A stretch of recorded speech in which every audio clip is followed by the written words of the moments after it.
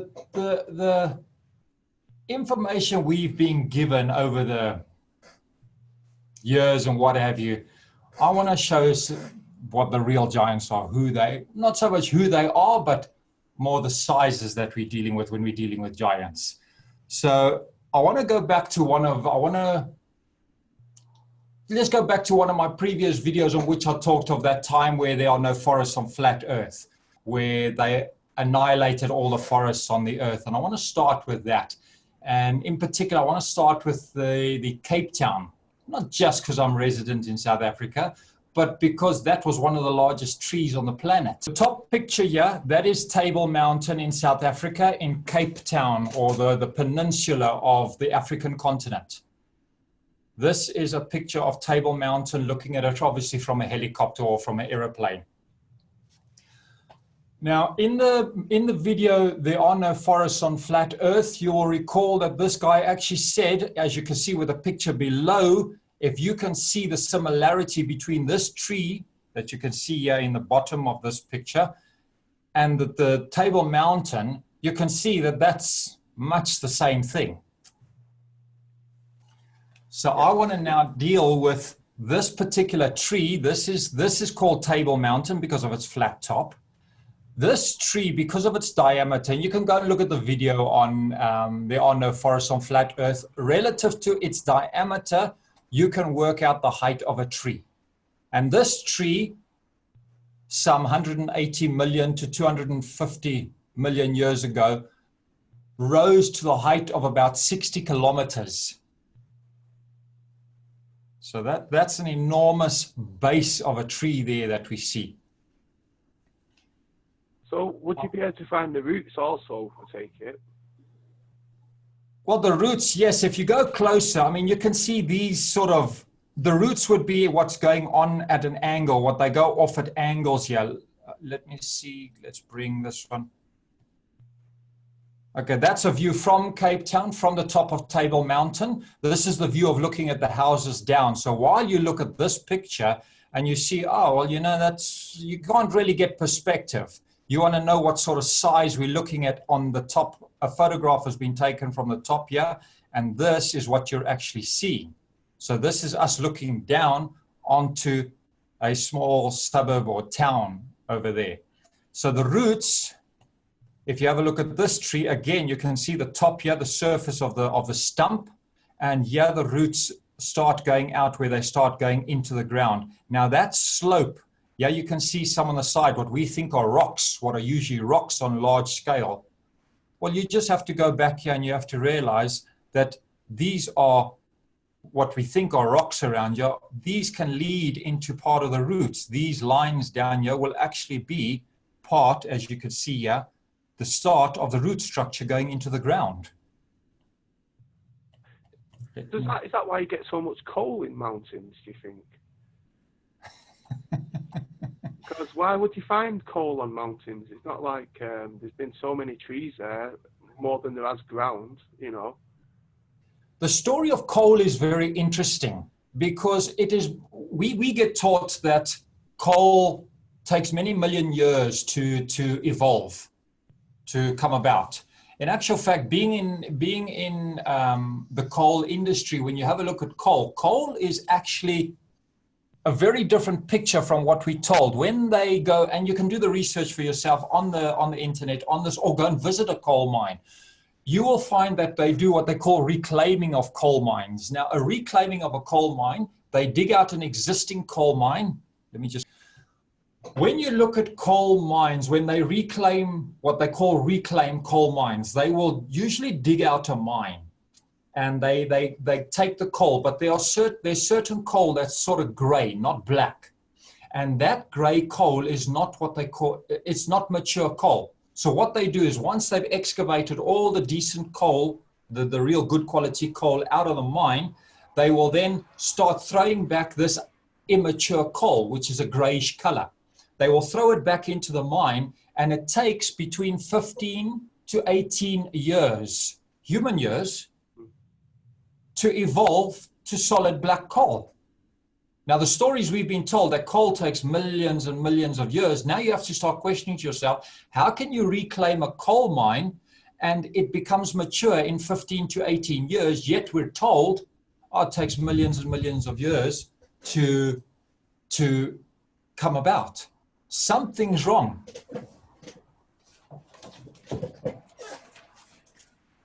So that's just an interesting fact. That people can go and do their homework and go and have a look at this. Reclaiming of coal.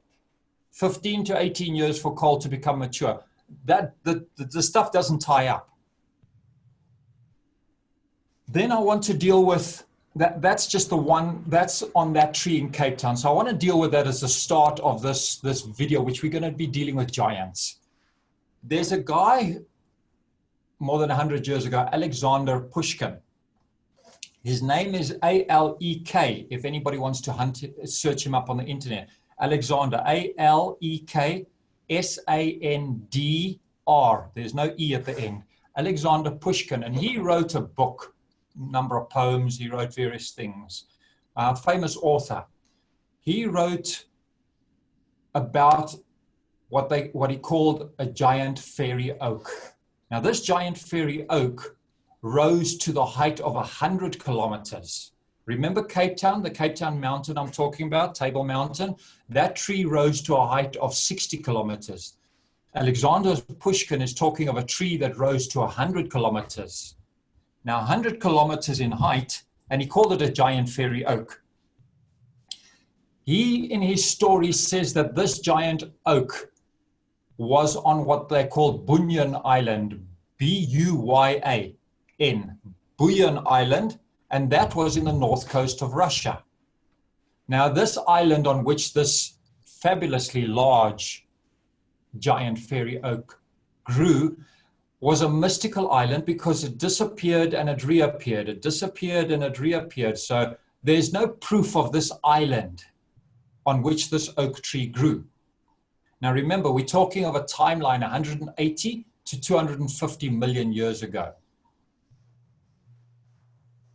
This, if you just listen to what Alexander Pushkin says, that tree was on a mystical island that disappeared and appeared, and that island was at the was in the north coast or on the north coast of Russia. But for all the inner earth and all the people who study these other worlds, alarm bells must start going off now. North coast of Russia. Does that have anything to do with Gulliver's World and them sort yes. of stories? Yeah, and also Diet in the Beanstalk. I mean, 100%. You start mentioning things, it just sends all alarm bells off in my head, and all the dots start connecting. You know. Right. Yeah. Right. This is why it's so nice to have these pieces together. But the first alarm bell is the fact that this mystical island was in the north coast of Russia. Now, the north coast of Russia, if you look on a map, the north coast of Russia is right near the North Pole, which leads into the entrance to Argotha. So you now have to start asking yourself, was this island actually on the surface of the earth, or was it from Argotha? And that's why it's a so-called mystical island that appears and disappears. The same with the Buddhists, who have their various deities sit on this lotus leaf, and the petals around the Buddha or whoever's sitting there, those petal leaves are actually symbolic of mountains, which leads to the entrance to Argotha or Mount Meru. Yeah. So then you now start getting to Gulliver's Travels, and I'm going to start showing the size of giants we're talking. Some of them are astronomical. The thing is, Holger, they've never found any bones, have they, for giants? They say they have, but nothing's been proved, I don't think. But what I can't understand is you find a lot of evidence of smaller people being about, don't you? You know, like the Pekingese and things like that. Yes. So are we not the giants that they're talking about? No, not at all. Wait till I start telling you what size we're talking. It's mind-boggling. Right. And you say there's no fossils. Well, when you realize the size giants we're talking about, we're going to have to change our perception as to when we look at fossils, what size are we talking? So it becomes very fascinating. And I'm going to give basic, simple information for people to have a look and just to rethink. So this video is not about any, let's say, concrete evidence, but I'm going to give the evidence that I have found for everybody to go and do their own research and make up their own mind. So I'm not saying it's this way, I'm not saying it's that way. And they're talking about giants, they're not talking about dinosaurs, are they? Human people like you and me. Are they definitely human people, right? Right. Yes, on a large scale. Right. So if you have a look at the story, a lot of people who are Christian, for example, use the Bible and they will go into, let's talk of the giants in the Bible. Now there, if you just go and use a single reference point, which I would like to also bring into this talk, the reference point was when the Israelites were traveling through the wilderness, they met these large people, grapes enormous sizes and fruit enormous sizes. But they said that in the eyes of those giants, we, or these Israelites, appeared as grasshoppers. Now, if you just do the maths, you work out the maths backwards, instead of trying to visualize how big is this giant, rather let's put it to our perspective. Let's imagine we are looking at something that's the size of a grasshopper. Now, when you look at something that's the size of a grasshopper from our viewpoint, you will realize that the ratio of those giants that appeared where we appeared, the Israelites appeared like grasshoppers, the same ratio, exactly the same ratio,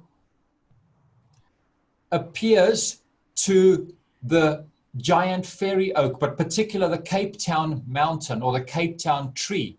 That same ratio of a tree, let me backtrack a bit. The tallest trees today on Earth are generally there in California, the California redwoods, and the tallest one is 112 meters tall, 369 foot. Now, if you take the ratio of that tree and you take the average size of a human, 1.7 meters. Now, we're not talking men or women, we're talking average human, including men and women. 1.7 meters in height for a human to 112 meter tall tree. Now, when you take that same ratio and you apply it to this Cape Town tree that grew to the 60 kilometer height, the same ratio will then end up where you can see that the giants of then, what size they were if you take that ratio of a, let me give you the ratio. You'll take 112 meters and you'll say that is equal to us of 1.7 meters. You take the 60 kilometer tall tree and you have a look, okay, so how tall should that person, that being, be relative to that 60 kilometer tree? He should end up at about 900 meters tall. Now, when you work out 900 meters, that's 2,700 foot. We're talking a person, 2,700 foot. I mean, these are giants. These are now what we're talking giants. We're not talking of a 15-foot giant. We're not talking of a 300-foot giant. We're talking of 900 meters, just short of a kilometer. A giant that's tall relative to the trees that were growing at that time 180 million years ago. So you need to realize that the time we're living in now, our trees are ratio-wise the same proportions as they were 180 million years ago to the people of that size. So while we think they're giants, it's just relative to that time period. So the giant redwoods, the tallest one, 112 meters, you work out the human, 1.7 meters. You take the 60 kilometer tree and you think, all right, so what would the same ratio give us of a human at that time? And obviously, if trees were about in them days that big, there would have been a lot more oxygen, and it meant things would have grown bigger probably. So yes, totally. Say, yes. As they've been chopping down the forest, there's been less oxygen. Is that why humans have got smaller over time? No, totally different thing. They changed the DNA of humans to bring them into a smaller level, and I will explain that shortly. What happened there, why that came about.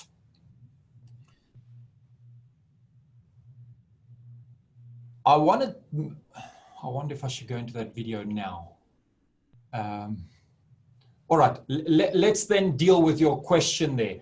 As to why we humans are smaller than we were 180, or than something was, other beings, or whatever you want to call them, were around 180 million years ago, is because at that time, and again, going back to this, I'll tie up now a story of there are no forests on flat earth. The reason they burnt those trees, because remember in the previous video, we said, well, we don't know why they just demolished this entire planet. There was a reason. I did my research and I had a look. What happened is there was a single ruler of the entire earth, and he had a mission, or he had to go and attend to some business elsewhere, meaning off this earth.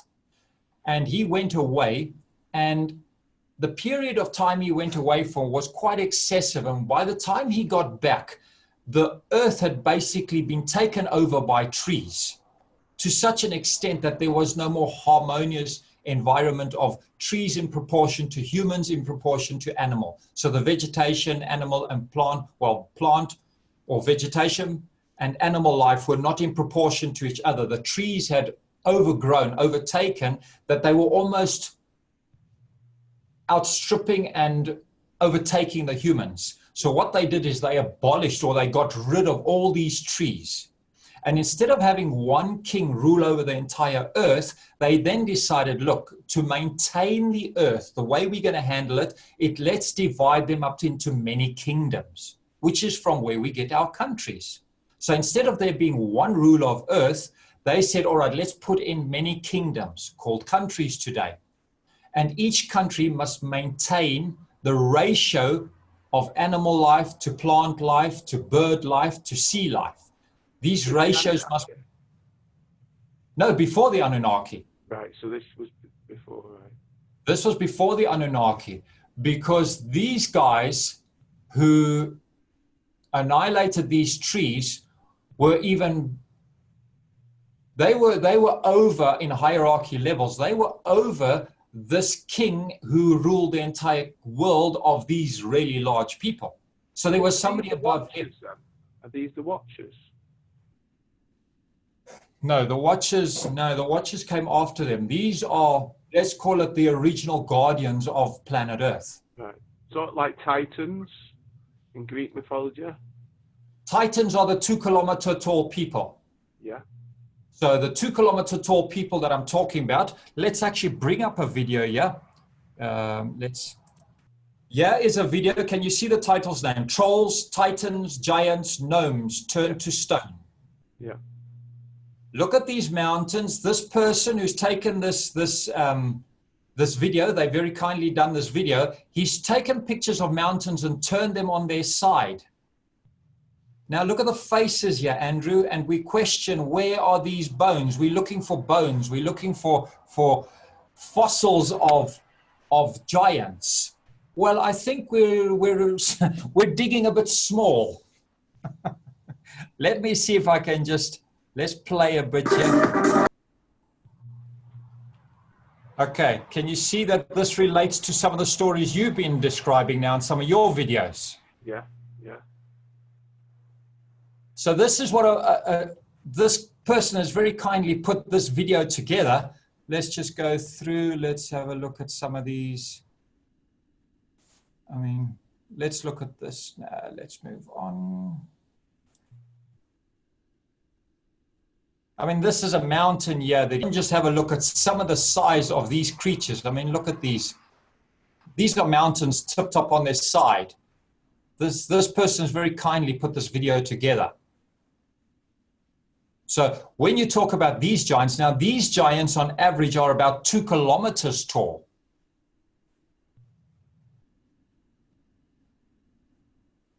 So, I mean, look at these things. So I'll stop that there. Let's go back into stop sharing. So they can have a look at that. That's on YouTube. They can go and have a look at that video and see the size of these. Now, when you're talking of beings that are 2 kilometers tall, remember the ratio I talked of that tree, 60 kilometers tall to the human of that size. He should be roughly 1 kilometer or 900 meters tall. Now we're talking of these giants that are starting to push 2 kilometers tall. Now, 2 kilometers, if you just take the average size of a bone here, how big a bone should we be looking for? What type of fossils should we be looking for? We're talking much, much larger scale, not what we're talking of dinosaurs. Dinosaurs are baby creatures. In comparison, they're minute in comparison to a 2 kilometer tall being. Yeah. Now, those are the titans of which you talk. And that'd be hollow inside, wouldn't it? These would go into hollow earth. Yes, some of these can go, but I'm going to be describing a giant that now comes from another place that's not even, that goes beyond inner earth. And I'm going to be describing that giant as well too, so that you can see to what extent. I mean, we want to know to what extent are there giants around. So going back to the oxygen level as to why are we much smaller. So this king, he didn't maintain the kingdom of earth for that time because he had a job to go and do. So what they did is they divided it up into various kingdoms, and they said, right, each king is now going to rule his empire and maintain equilibrium. And that's the start of countries. Then what happened is this clan, this group of people who were reigning supreme even over this king and the entire earth, these are the ones that decimated the entire forest or these enormous trees on earth. They were a group of 10, to be exact, if you want to get into the details. They were a group of 10. Let's call it a board or a clan of 10 people who then decimated the entire earth of trees. We're talking trees only. We're not talking of digging out. That's something different. But we're talking of these large trees. They wiped out the entire trees on the surface, and they just shrunk the DNA. Now, if you think about it, you have a room in your house, and the room you're sitting in now, that's enough space for you to maintain. But if you wanted to grow the kingdom so that many kingdoms could exist within your room, within that office you're in, you will notice the easiest way to do that is to shrink or diminish the DNA to such a degree that now this land takes much smaller people. You could put then 100 kingdoms for your one present kingdom, Andrew. So they shrunk our DNA, and it then appeared like the earth grew. So it's relative to perspective or proportion. Just shrink everything and the land suddenly becomes that much larger. So that's all that's happened to us. We've just been shrunk DNA-wise, and now suddenly there's many kingdoms with not one ruler over earth, but many rulers. So this is buildings, do you think? The buildings. They would have had massive buildings, wouldn't there? There should be some sort of foundation or something or anything. They are around, and that's where even Ernst will describe some of those things. He does describe some of those things in his videos. The time period, remember, we're talking 180 million years ago. I mean, we can't even find things from the flood. The flood was how far back? Yeah. So we're talking roughly 3,500 BC for the flood. Now, if we can't find stuff just from back then, which makes you question, what was the function of the flood? Was the flood simply to abolish or get rid of people? Was that another form of let's call it restarting or kickstarting a new generation of beings on earth? What was that? Was it to wash away a lot of buildings, a lot of proof, a lot of remnants or stuff that we could find so we could prove, oh, these guys existed? What was that? Well, the Anunnaki say it's because we was mixing with gods, they say, don't they? But because you'll notice that the wolf, so Lucy is ape type person. But if you search back in DNA and you go and do the research, you'll realize that we actually also have wolf DNA in us. Which is why suddenly you start questioning, well, these werewolves or these very hairy children we have from South America and places, well, you start seeing that wolf. And then you start asking, well, where'd the concept of the movie of the vampires and the werewolves come from? That's part of our ancestry as well. So we don't just have Lucy or Australopithecus, I can't think what the full name is, in our DNA. We also have wolf DNA in us, which you have to now start questioning the three different types of brains within the human. We've got the reptilian brain, we've got the dog brain, and we've got the human brain. So the question is, so then you have to ask yourself, where's that human brain originate? Then when you start realizing, but we've got wolf DNA in us, it's not so difficult to understand. It becomes easier to comprehend. Well, Why the different brains? dogs are man's best friend, aren't they, really? Domesticate any other animal better than a dog. Well, they call us men dogs, aren't they? So the thing is, while we think we're domesticating dogs outside, it's actually the dog within, the beast within. Wow. So I want to go back to this mystical island. Now, this mystical island that had this 100-kilometer tall tree, giant fairy oak, this tree was guarded by two sacred creatures. The one was a bird and the other was a snake. Yeah. Now, the bird, let me get his name. The bird was called Gagana. And Gagana, another name for Gagana is sky. And this bird is supposed to have had an iron beak and copper claws. It was also guarded by a serpent called Garafena. Now you can go and research this on the internet. This is the serpent. Now when you have a look at the tree Yggdrasil, Norse mythology, what tree was that was in Argatha? Was an ash tree, wasn't it? Now, an ash tree and an oak tree, they're similar species. They're related to each other. So you have to start asking yourself, what's the tie-up here? Now, the size of this tree, if you can imagine, on which Odin sacrificed himself, this whole being or this whole system, how big was that tree? And then you have to start thinking to yourself, this bird that guarded this tree, Gagana, its wings, or it represents sky. So you have to start thinking to yourself, are the wings in this format? And you can find many pictures where you got the wings like this and it looks like the dome over Earth. So now you start asking yourself, so is that why the bird? And remember in one of my previous videos, I talked of Zeus's vehicle being the eagle. So again, you have to start questioning to yourself, what are these wings, this dome? It's called sky.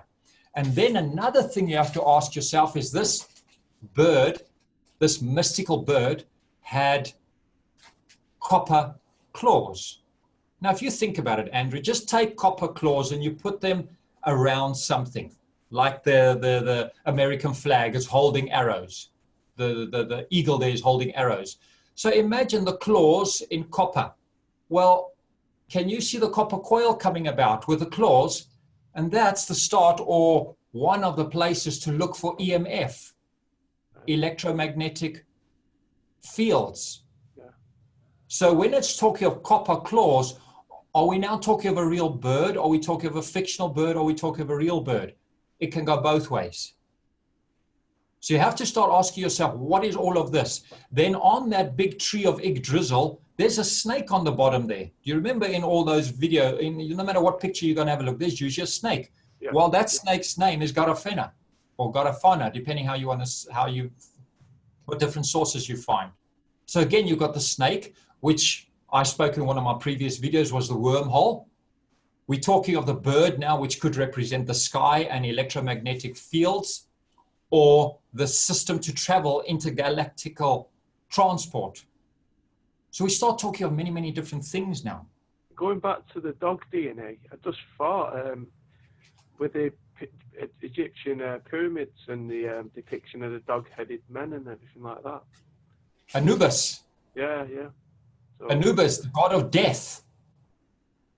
Now, the god of death, yes, that's a very interesting thing. You're right. You're starting to tie up the pieces. This is how everybody should start thinking. So what actually is the tie-up?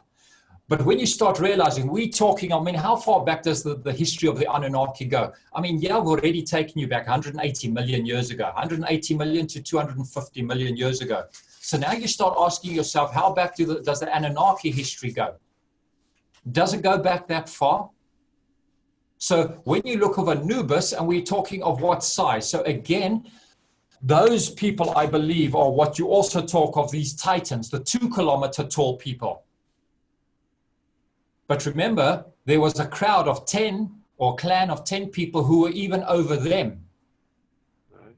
The question is, so and you've seen some of those pictures of the Egyptians where there's those really, really large statues. Yeah. Andrew, I'm talking enormous size. I don't have the picture with me. You can research it on the net. Really, really large size. And we just think, well, you know, it's done to the gods. So they were called the gods. But in actual fact, there's another set of gods even above them. And as I said, there's this clan of 10 who actually were over them. So while we think that they can just have free run and they're going to do their own thing, no. They're being watched by somebody else. So when you talk with the watchers, you say? Do you know who that could be? A name for them? They're a single... Draconians or anything like that? They're a single family. It's a family. It's a clan. It's a clan of 10 people. And in different cultures, they come under different names. I can't think of what they are. I could find the name for you. I don't have it offhand. I did the research. I didn't take notice of the name, but I could actually get it for you and maybe do a future talk on it if you want. They can live forever. They don't die, do they not? Nothing lives forever. Even in Hindu philosophy, Indian philosophy, which is one of the oldest philosophies, and Brahma, the creator God according to Indian philosophy. This one other really bad guy was saying he's doing benedictions, he's doing austerities, he wants to do things to live forever. And this creator God called Brahma at that time, the original creator, there's the Trinity, Brahma, Vishnu, and Shiva. Brahma, the original creator. He said to this guy who was doing all this major austerity, major service, major sacrifice, he said to this guy who was asking him, I want to live forever. And he said, even I cannot live forever. But what about like cloning technology and reincarnation? Yes. Well, you see, this is the cloning where they do it on a much smaller scale. And today what is the difference between taking something that's 2 kilometers tall, shrinking it down to something that's 1.7 meters?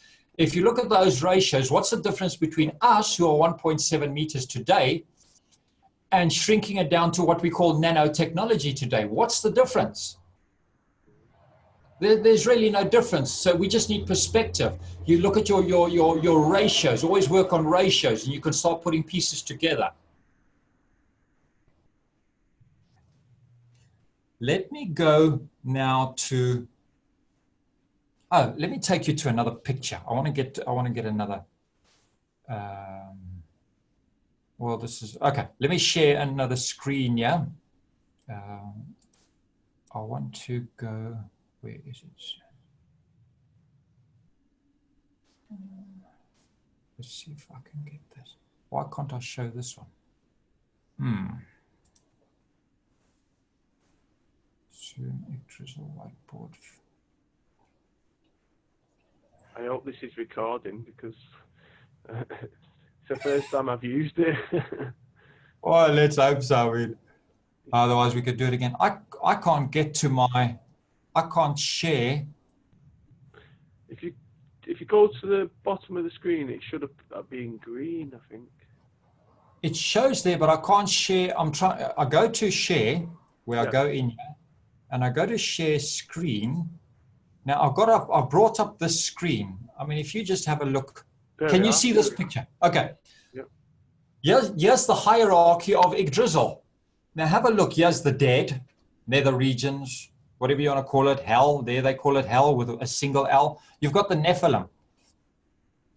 Now the Nephilim, remember I said in one of my previous videos, they come from a much deeper place. We talk of the Nephilim today that we think are the giants. But look at the size of these guys. These are much further off. Then we're dealing with giants here who fit in this section of the Yggdrasil tree. We then deal with dwarves. We deal with dark elves. We now deal with trolls and humans, under which we fit. Light elves, we deal with gods. We deal with the Valkyries and other gods. So you've got different levels here. Let me go to another. I want to bring you in. Okay, can I bring in, let's see here.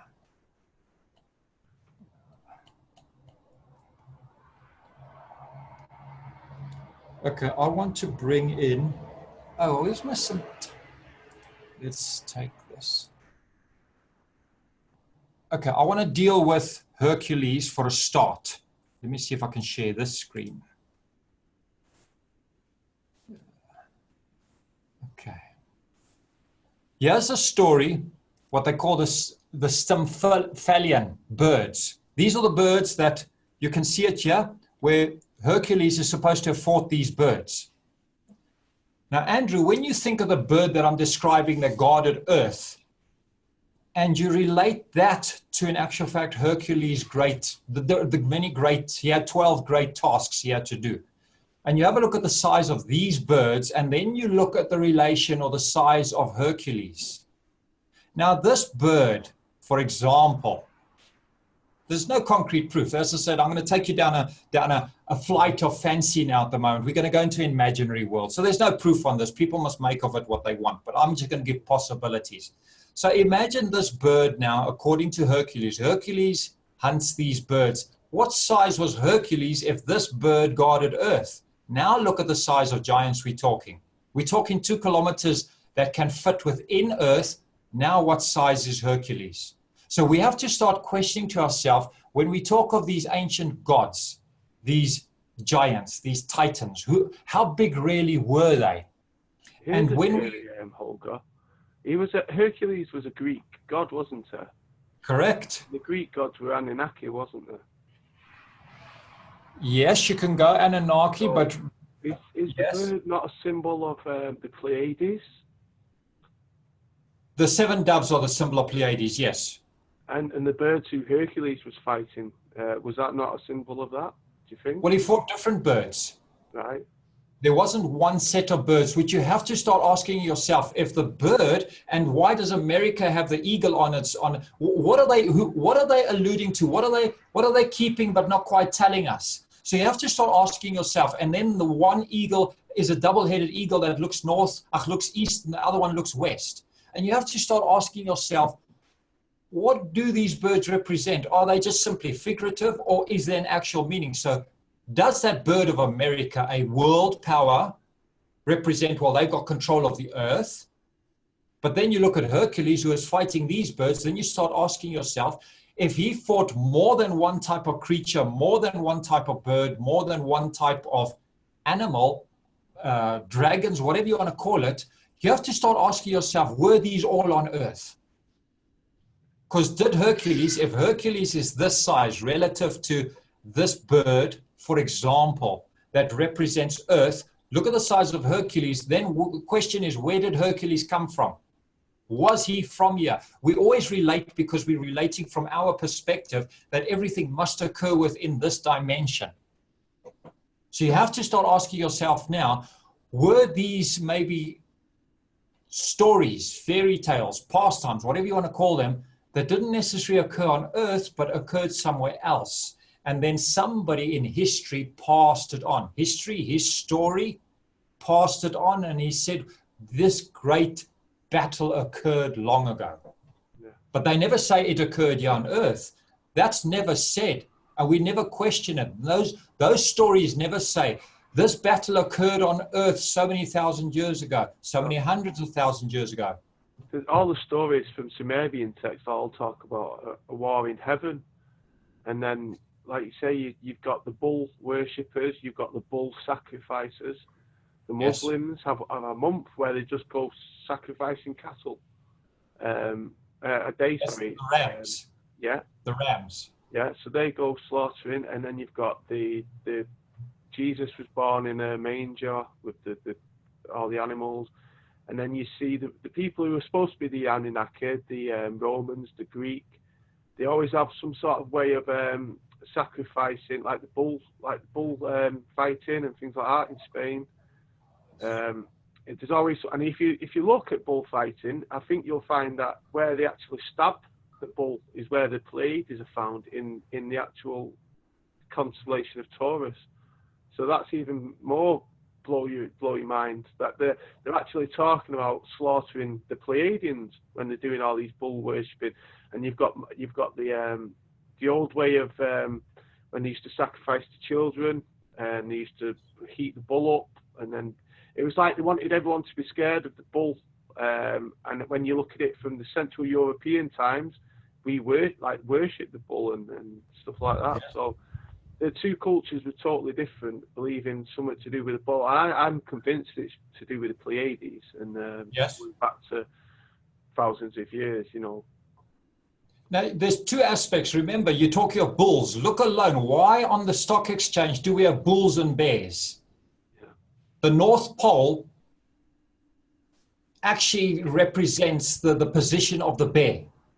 Yeah. Great bear and small bear. Mm-hmm. And then we talk of bulls, which you're going into now, bulls. So you have to start asking yourself, what's that alluding to? Are we just bulls and bears? Who calls it bulls and bears? Why'd they choose those two? And now exactly what you're saying with bull worship and killing of the bull.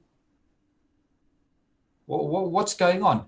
Then you talk as well, you talk of that where they pierce the bull at a specific point. Because as you say, when the Spanish do their piercing of the bull, it's always in that shoulder area, isn't it? Well, if you notice, they actually stab it until they get the right area, and then they can kill the bull.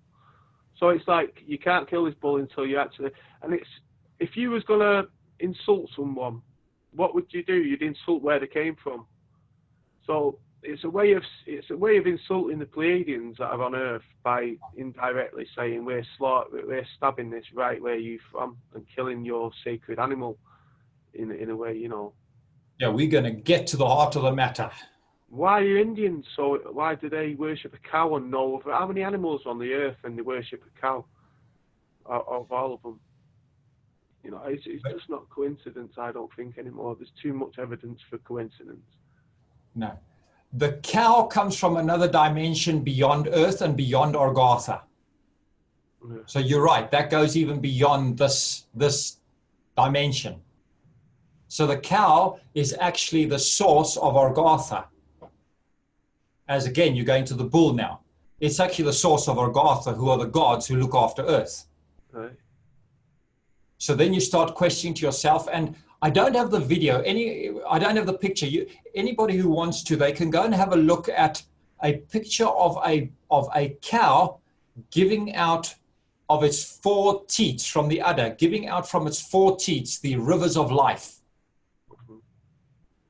Now, the rivers of life in the Bible, it talks of those four rivers coming out of the Garden of Eden.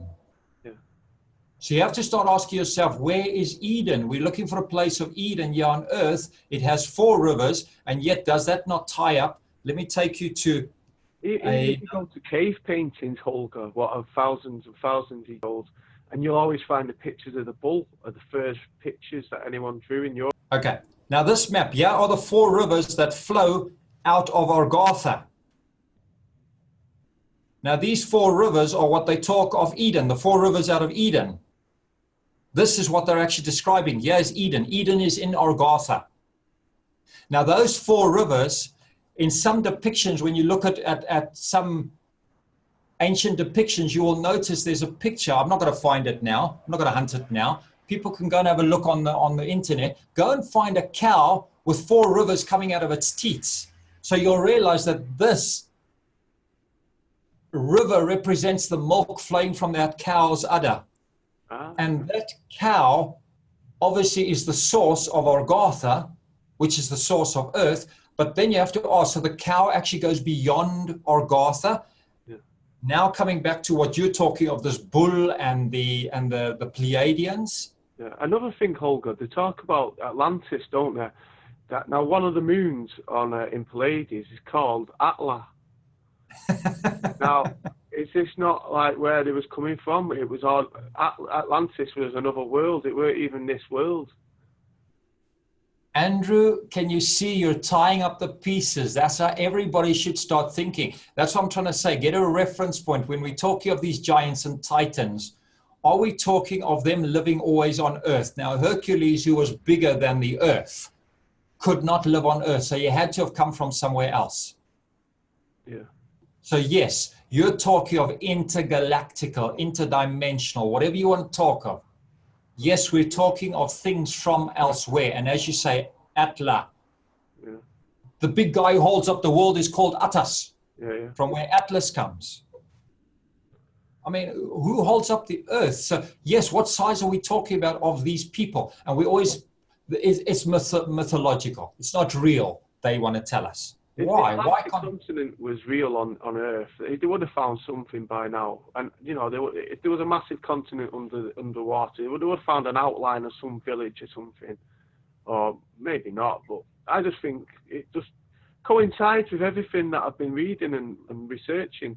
Atlantis, you know, Yes. and if something like the story was the reptilians invaded Pleiades, to destroy two worlds. Now, maybe that's why they left there, and the story they carried on the story at Atlantis when they got to Earth and told people, well, we came here because our world was destroyed, you know, and it just went down in a myth, didn't it? You have to start, as I said, the reference point. We should stop using the reference point of our position and start thinking what we call out of the box. Let's just try and think, well, could this have occurred somewhere else? And it's been passed down, what we call history or his story, something that's been passed down orally. Did our history, did it what you're talking now?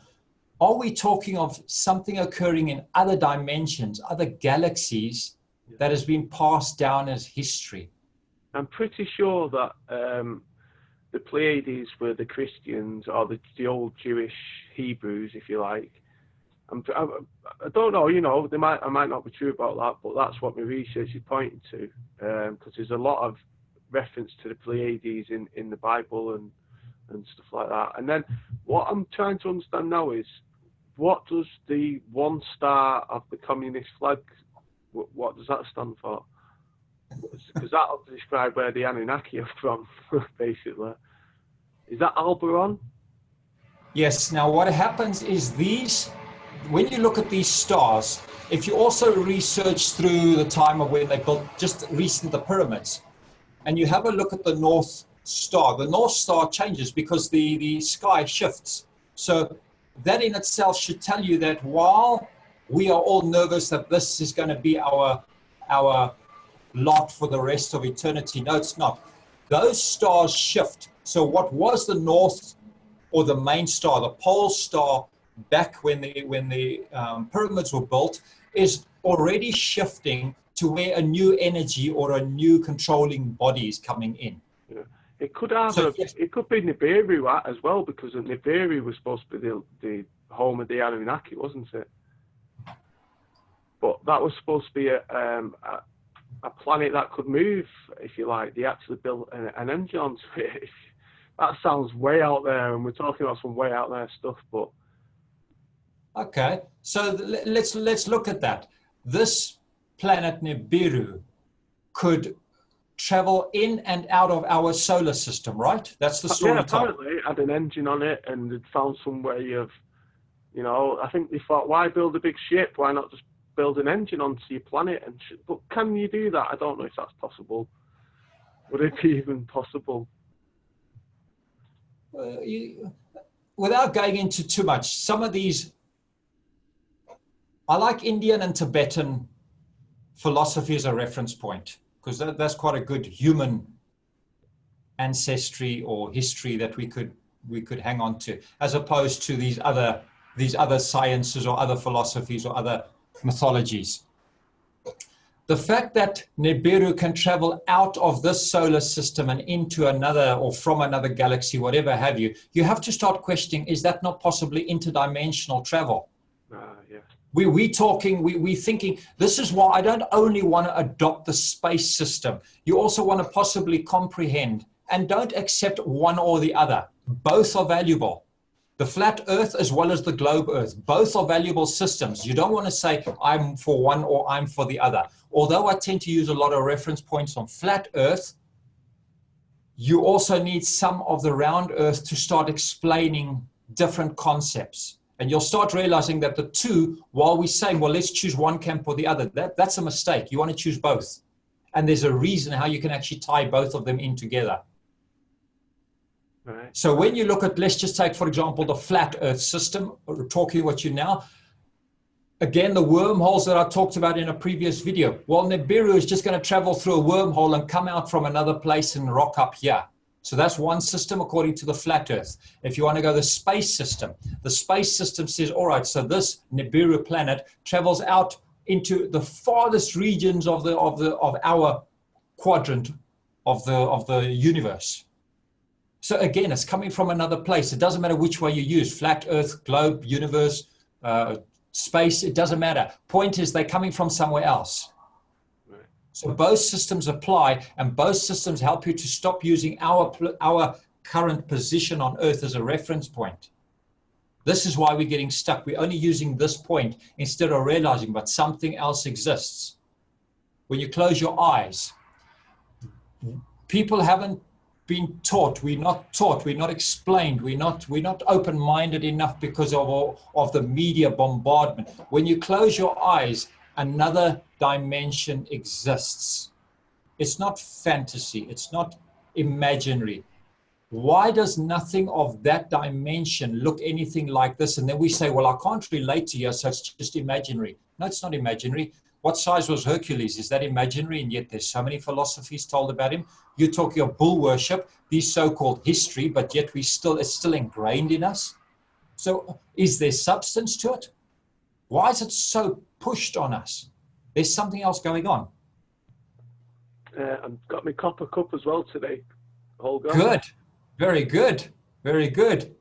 That changes, yes, that changes the energy of the water as well. Very, very good stuff. It is good, honestly. The day after I have a drink with that, it feels brilliant. I'll put a link in the description for anyone who's interested. But yeah, put it on. People don't understand the value of copper. It cleans your water. It gets any germs and disease out of the water. Yes. You don't need a water filter. And water filters, I've got a water filter, and I have to change the water filter about once a month because it clogs up and you can't use it. So this, you don't have to change anything. It's just put your water in a pitcher, leave it in the fridge, and then it cleans itself naturally. Yeah. And it puts goodness into the water for you. You don't know what chemicals are in these filters, you know.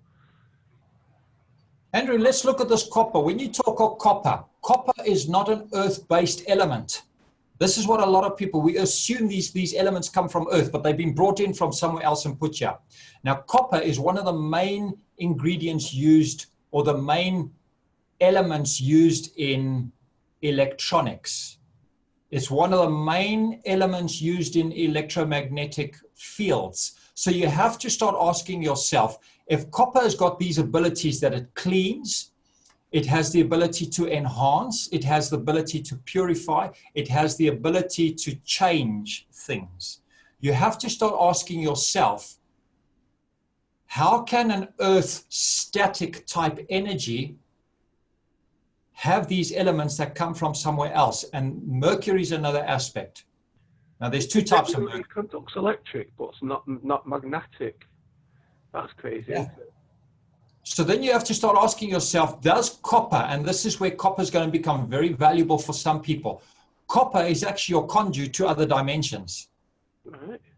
So of course, think about it. It's a conduit. Yeah.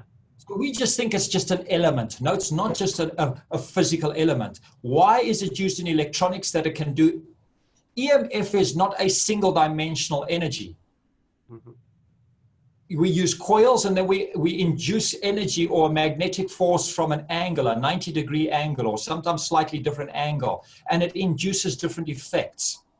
Well, if you combine copper and a crystal, don't you get a telephone or something like that? Yeah, crystal and your watches, yes. But EMF, which is interdimensional existence, interdimensional travel, interdimensional access. It allows you to access information from somewhere else. So this is why copper was given to the gods, or why the gods used it. So yes, it's very powerful stuff, and we think it's an earth-based element. It's not from Earth. So those who are wanting to increase their and it's not for everybody. I do want to state this, that not everybody can use copper. It's for a lot of people, but it's not for everybody. So you also have to check your copper levels. If you're lacking copper, like you're doing now, for example, Yeah. Yes, drink out of a copper mug, or keep your water in a copper jug and drink it. Yes, it will activate some of your psychic abilities. Yes. I mean, electronics travel interdimensionally with no wires, and we never put together that allows you interdimensional connection. That's copper. Then you start looking at mercury, then you start looking at gold, then you start looking at all these famous alchemical elements. Now you start thinking to yourself, so what really are these? And then crystals. But I want to now go. You can see this picture, black and white at the bottom, and this colored picture up top. Yes. Okay, this is what they call Great Zimbabwe. These are the runes. Yeah, you can see on this one on the bottom. I've tipped it sideways so we can see the layout is more or less the same, and they call that the Great Enclosure because it's circled. Mm-hmm. Now, everybody's been wondering for hundreds of years, oh, what is this Great Zimbabwe? What was it? And they're saying, oh, well, this was a what do they call it? A political, what do they call it? A point of political power, however you want to put it.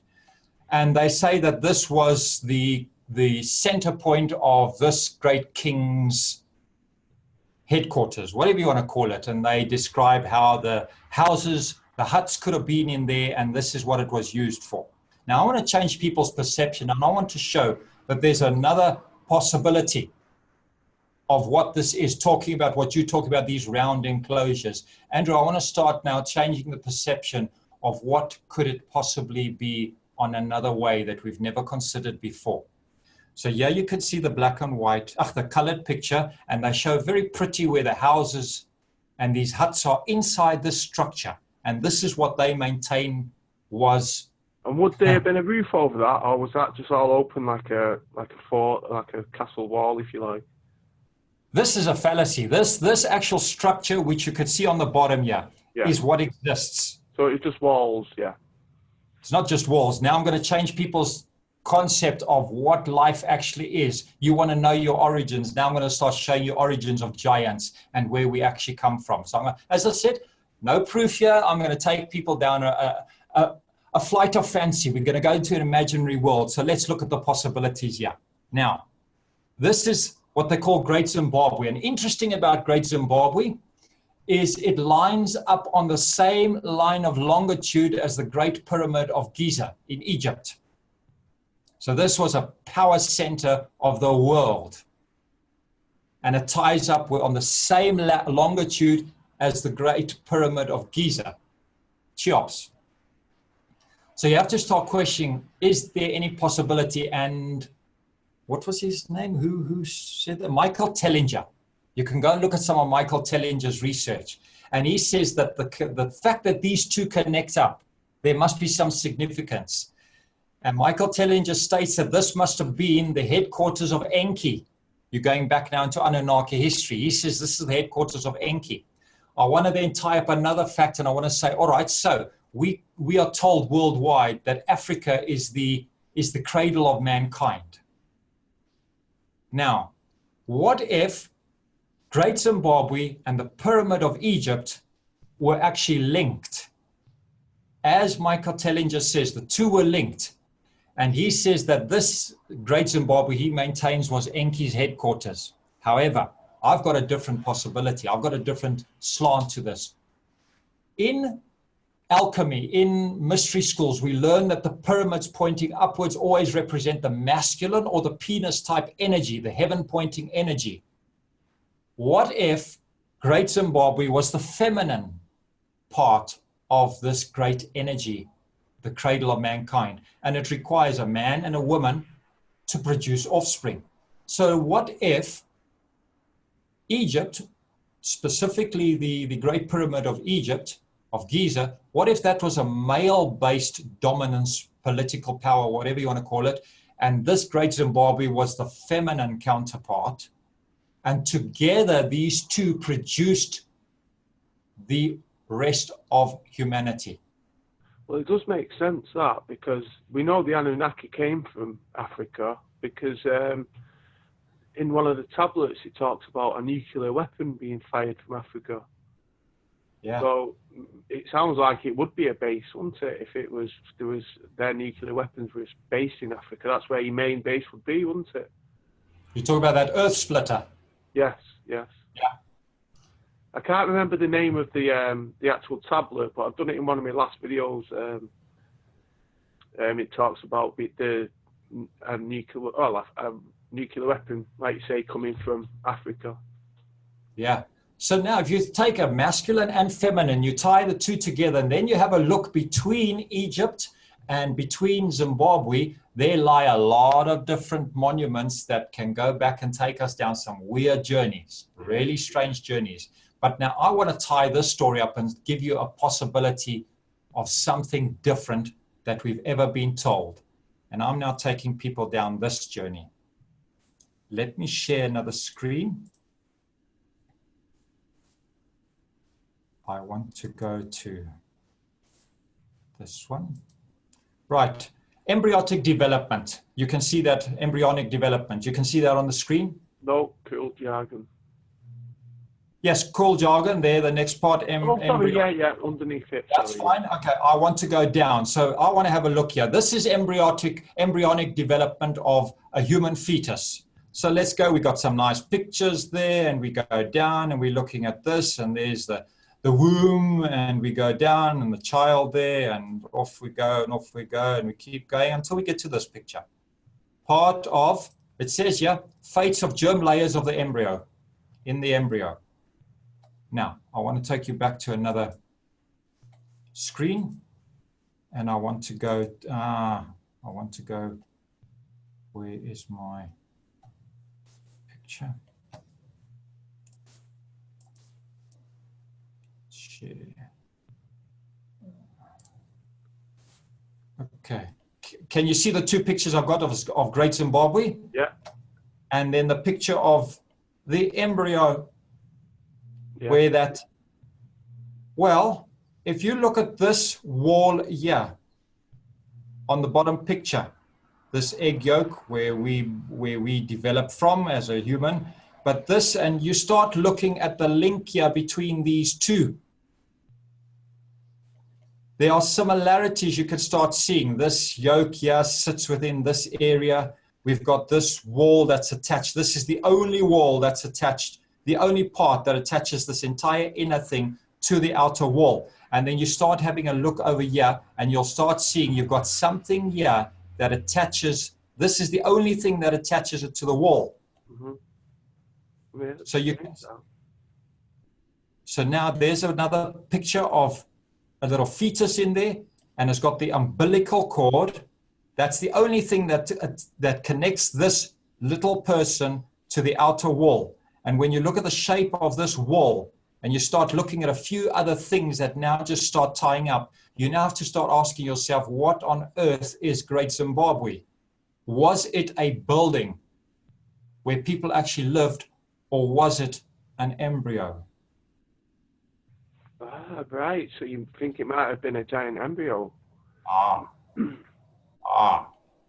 Now, going back to the start of my talk, the size of the human, of the trees that were 60 kilometers tall, to a human that was 1 kilometer tall at that stage. When you work out your dimensions on this Great Zimbabwe, and you look at this, the dimensions of this Great Zimbabwe from one side to the other is 250 meters. Now, if you work the same ratio of a human embryo, this human embryo is 0.1 of a millimeter to 0.15 of a millimeter in size. You take the ratio of this embryo and you put it to the ratio of this embryo, you'll end up with a giant that is 4,000 kilometers tall. If this embryo of Great Zimbabwe evolved into... That could just be calcium walls then, or something like that. Andrew, this is the journey, and we're talking of giants of 15 foot, 300 foot. This, when you work out your ratios of an embryo of 0.1 of a millimeter, yields a human of 1.7 meters tall. This embryo of 250 meters will yield a person the height of 4,000 kilometers, 4,250 to be exact when you work out your ratios. Let's just call it a giant of 4,000 kilometers. Now look at the picture of Hercules fighting those birds who are outside of Earth. Do the two tie up? If you dug underneath there. Now you're starting to talk on another, now we have to start thinking outside of the box. You saw the size of Hercules. He was bigger than the bird that covered Earth. Therefore, we have to realize that this was actually brought from another dimension down to Earth. In spirit science, the video on spirit science, they describe how the pyramids were actually a fourth dimensional structure that was brought down into the third dimension. What if it was the same with this? That was just a part of a being and not a giant at that same. I mean, a 4,000 kilometer being cannot exist on Earth. However, if we take its core material, which came first, the chicken or egg? That's a big joke we have. What if this embryo was taken from another dimension on a much larger scale and used as the laboratory to produce all other hominid type species on Earth? Yeah, wow. That's fantastic. And that was that's an embryo of something that's 4,000 kilometers tall. So that's the blueprint. Have you been there yourself? Yes. What did you find? Did it look unusual? When you get there and you're not aware what Great Zimbabwe is, it just looks like some rocks that have been put up, and so obviously some of it's deteriorating, crumbling now.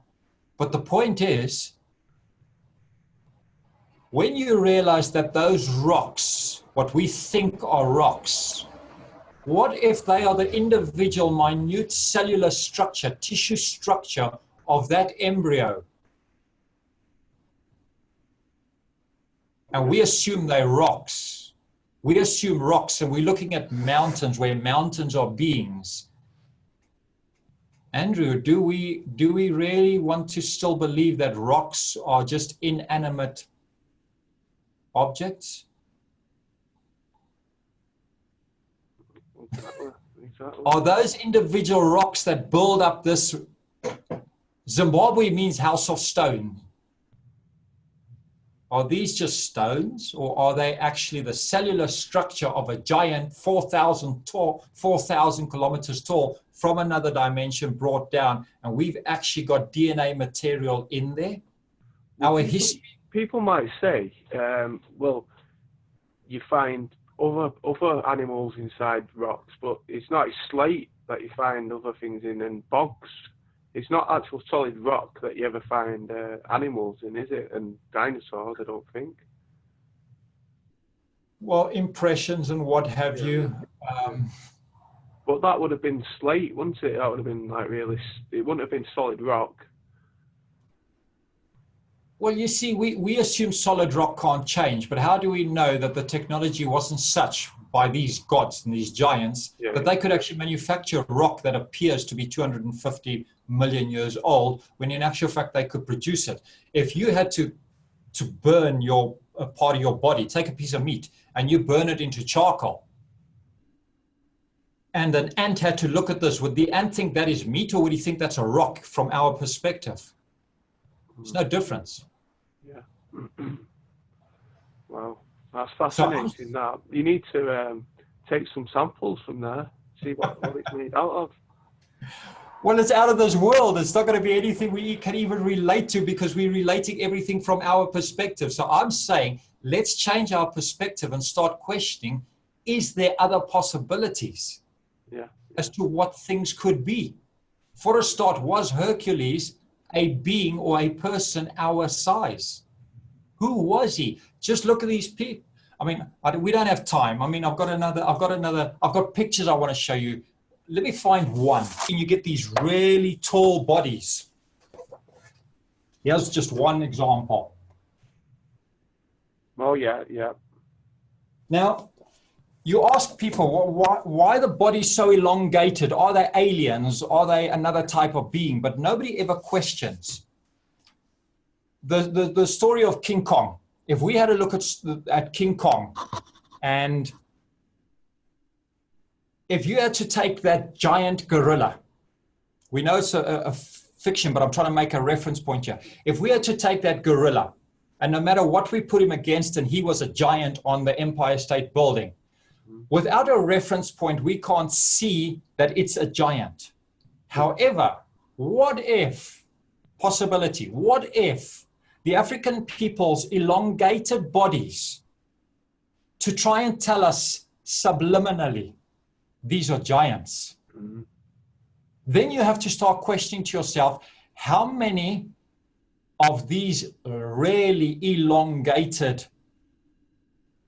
statues these African peoples have are not necessarily of aliens per se, but rather of giants, a previous ancestry, our ancestry.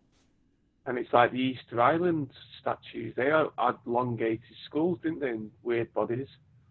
What are they saying, Andrew? Yeah. You know, we assume that those were enormous replicas that we've put up of something. What if they were genuine people that were giants that size? Yeah. And you've obviously seen the pictures in the English countryside of giants. There's a giant horse and there's a giant man. Now, Andrew, that's my exact point. I didn't get to that in the beginning. What if these 2-kilometer tall people, we always assume with the series of ancient aliens that was put on, that this had to have been somebody who could fly in UFOs and draw it, because from the earth we can't see that. What if, another possibility, what if those 2-kilometer, 1 kilometer and 2-kilometer giants were the ones who drew those pictures? They don't need a vehicle because they're already so tall. You take yourself, go outside and go and draw in the sand. To an ant, he can't make head or tail of what you're drawing. But from your view, which is 1 kilometer tall, suddenly it all makes sense. Yeah. The thing that I can't get my head around is like, how did they just appear on Earth? Like, because we all know things evolved from it. So they must have been somewhat near their size for them to evolve from.